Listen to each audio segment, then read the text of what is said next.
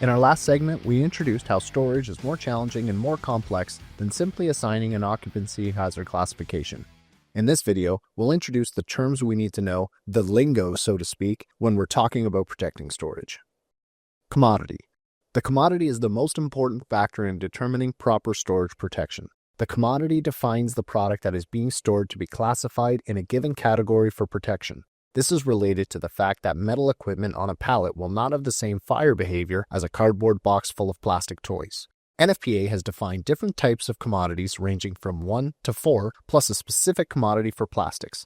The plastic commodity is a more complex class as it will depend on the type of plastic, ranging from Group A to C, if it is expanded with air trapped inside the product, and if it is directly exposed with no packaging or not. This will be further developed in a different segment of this series. Unit loads versus pallet loads. When the storage of goods is on pallets, we refer this to as a pallet load. When the storage is in piles without pallets, we refer this to as a unit load. Pallets create an additional combustible load as they are generally made of combustible materials like wood or plastic. In addition, they create a space between the combustible loads where the air and inherently the fire can spread more quickly. Pallets. Pallets are used to efficiently store and manipulate the loads within a storage area. A pallet is a flat, transportable platform that is used to support goods. It makes moving goods far easier because they can easily transport them using forklifts, pallet jacks, or conveyors. When stored on pallets, the pallets make nearly any reasonably sized product far easier to lift, move, and store. They're strong, built to be relatively lightweight, and are often inexpensive and can be used repeatedly.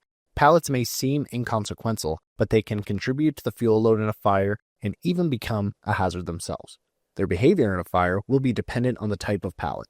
Pallets come in different types, namely wood, plastic, and metal. Wood pallets. Wood is the most common type, usually durable and affordable. Many pallets use regular lumber. If they need to resist moisture or infestation, they may be pressure treated. It's very important to note that treated wood is often referred to pressure treated wood, which is absolutely not the same as fire retardant treated wood. Both have treated in the name, but pressure treated is treated to resist moisture, decay, and insects, while fire retardant treated wood is treated to reduce flammability and slow fire spread.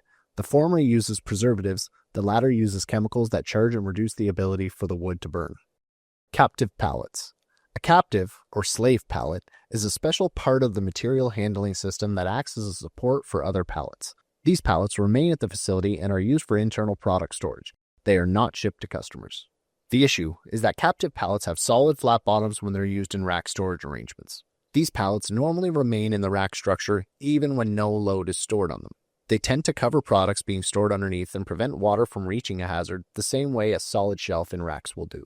Where solid, flat-bottom, combustible pallets, such as captive pallets, are used with storage heights up to and including 25 feet that are protected at the ceiling level only with no in-rack sprinklers. With control mode CMDA sprinklers, the design densities, which are based on conventional pallets, should be increased by 20% for the given area. This does not apply to a protection scheme with in-rack sprinklers. Plastic pallets. Let's talk about perhaps the second most common type of pallets, plastic pallets. These are made from durable plastics, are often lighter than wood, and naturally resist water and degradation. These tend to serve industries where hygiene is important, like food, pharmaceutical, or beverage. They are widely used in nuclear facilities as they are more easily cleaned on the surface when contaminated. They are more expensive than wood, and they are usually used several times over and are used as returnable pallets. This means that they will be stored in stacks at the facility once the products are removed from the pallets, thus presenting another specific hazard. From a fire protection perspective, it's important for us to know that plastics generally have a very high heat of combustion. They contribute a lot of heat release because of the higher amount of energy stored in the material. Under the plastic pallet umbrella, we also have reinforced plastic pallets. These are strengthened with reinforcing materials like steel or fiberglass to strengthen the pallet. This tends to make something more hazardous because it can support its form when it's burning, meaning we can continue to get oxygen to the stable load during a fire. Non-reinforced plastic pallets aren't strengthened in this manner, and generally, this is an advantage in a fire situation as they can collapse the fuel load and limit oxygen into all portions of the fuel load. Metal pallets. Some facilities use metal pallets to limit the combustible load. This is the case, for example, in nuclear facilities, where wooden pallets are not appropriate in the controlled area and in other areas where surface contamination may occur. The use of metal pallets is then an improvement to possibly reduce the combustible load. This is definitely a good practice from a fire protection standpoint since metal pallets are non-combustible, which should be encouraged. In any case, no bonus is given within the NFPA standards for the design of sprinkler systems using non-combustible pallets. Cartoned versus uncartoned. When goods are stored on pallets, they normally need to be put in some sort of container if they are not self-sustaining. When they are stored in cartons, cardboard boxes, they present the problem of having a combustible layer, the carton itself, outside some item that may not be combustible, such as metallic parts. On the other side, a carton may present a less combustible layer initially exposed to the fire when plastic components and packaging are located inside, with the advantage of getting wet from the sprinkler water discharge, thus retarding the fire spread. Some products are not put inside boxes and are classified as uncartoned or exposed. Cartoned. Carton storage uses corrugated cardboard or paperboard that fully encloses the commodity. When you think of cartoned, think of the cardboard boxes that you would get from an online retailer. Your items are boxed within cardboard, but remember here for our purposes that the thickness of the cardboard box needs to be significant to have an effect in terms of insulation of the material being stored inside and the pre-wetting effect of the operating sprinkler before it starts to burn. The fact that a commodity is cartoned makes no difference for a Class 3 commodity, as the carton itself is already considered a Class 3 commodity. It can be the determining factor for a Class 1 commodity, as a non-combustible product that is stored on a pallet now has a little combustible layer around it and may be considered a Class 2 commodity. But on the other hand, it is a favorable factor in the plastic commodities, which are one of the most challenging commodities. When it is exposed, its contribution to a fire is very similar to a solid flammable liquid. But when it is cartoned, the fire will first spread on the carton surface, and it will take some time before the plastic content inside becomes involved. In addition, adjacent pallet loads will be pre-wetted on the cardboard surface with the operating sprinklers, slowing down the fire spread. Enclosing items in cardboards has been one of the most common packaging methods since the 1960s. At first, enclosures were wood, becoming increasingly plastic due to the cost of production.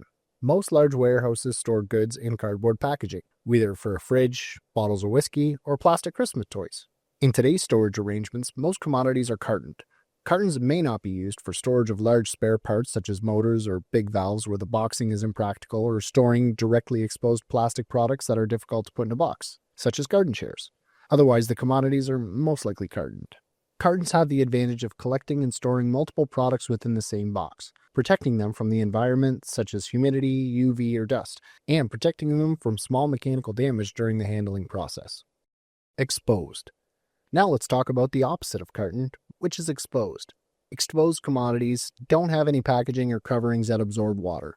This definition is relatively straightforward. It is mostly used for classifying plastic commodities where there is a huge difference between exposed plastic and carton plastic, resulting in much higher required densities for exposed plastic. What about expanded and non-expanded? This is another term specifically used for the plastic commodity classification. It is a type of plastic containing many small cavities, mostly filled with oxygen. The amount of surface area has a big impact on how rapidly a fire can propagate. Expanded plastics have a high surface area with open cavities that can fill with air. As a result, fire can spread quickly and release a huge quantity of heat in a very limited amount of time. Expanded plastics are processed with a cell structure that contain gas bubbles. This usually happens by incorporating a blowing agent when the plastic is manufactured, which expands it in a foam-like material. Expanded plastics have lower densities, are generally more insulating, more cushioning, and more buoyant than non-expanded plastics.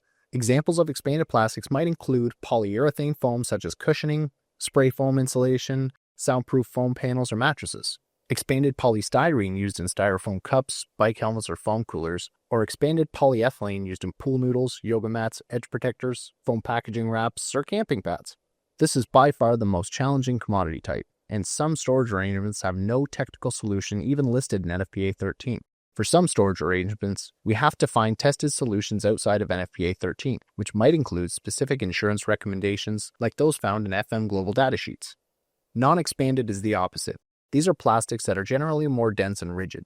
They generally have a solid surface, no gas pockets, higher densities, greater strength, and have a wide variety of properties like flexibility, transparency, or chemical resistance.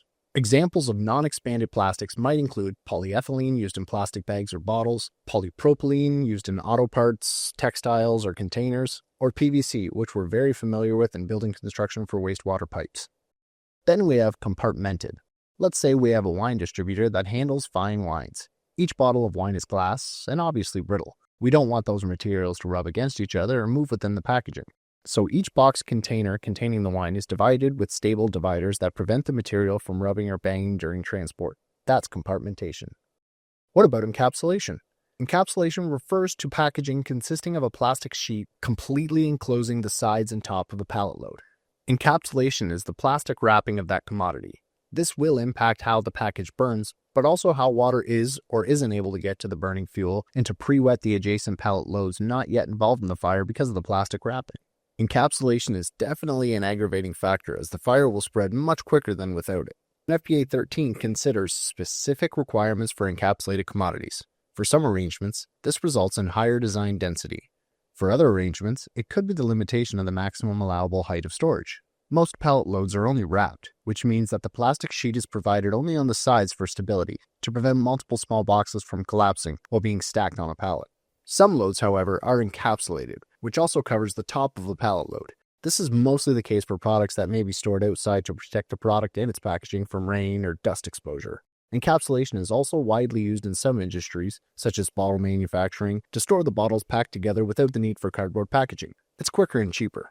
It is one of the real big challenges when evaluating a warehouse that is already protected, as the presence of this encapsulation on many pallets can make the authority having jurisdiction consider that the sprinkler design is not adequate for storage and requires a complete evaluation and possible retrofit. There are many conditions where initial designs only considered non-encapsulated commodities. This goes back into our discussion about the need to be reasonably conservative when doing initial system design to accommodate some flexibility in future building operations. One caveat to encapsulation is that it is only one factor to consider for combustible materials. Metal sheets that are fully encapsulated are still only considered metal sheets. We also use the term stable and unstable to describe a load. Stable refers to storage arrays where collapse, spillage, or leaning of stacks is unlikely to occur when a fire happens. The load tends to stay in place. Unstable is the opposite. Being stable is a key factor for the pile storage arrangements. It's not that important for rack storage, and being stable is more hazardous than being unstable. The reason is that stable piles of storage will allow the fire to develop and spread on the highest possible surface area during the entire fire duration. An unstable arrangement will result in the collapse of commodities over the other ones and participate in partially suffocating the fire and limiting its spread. Mixed commodities. Because life is not simple, storage areas seldom consist of a single type of commodity.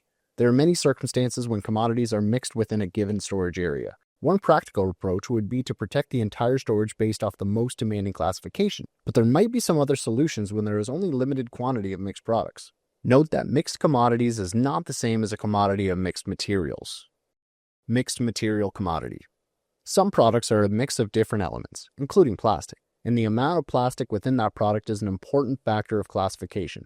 It is therefore more complex to determine the exact commodity classification, but the quantity of plastic within the mixed commodity is a determining factor for the final classification between a Class 3, Class 4, or plastic commodity. Take the example of a fridge. It looks like metal, but when you put the fridge in a large warehouse, is it really a Class 1 or Class 2 commodity?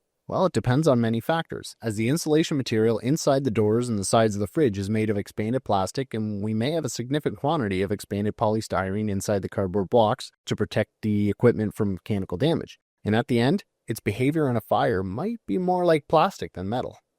In this segment, we mostly focused on the definitions that are being used for the determination of storage commodities. Their impact on fire protection design will be more developed in further segments in this series on commodity classification. For Frank Orset, I'm Chris Logan, and this is MeyerFire University. This has been a preview of MeyerFire University. Join the next generation of fire protection experts at www.meyerfireuniversity.com.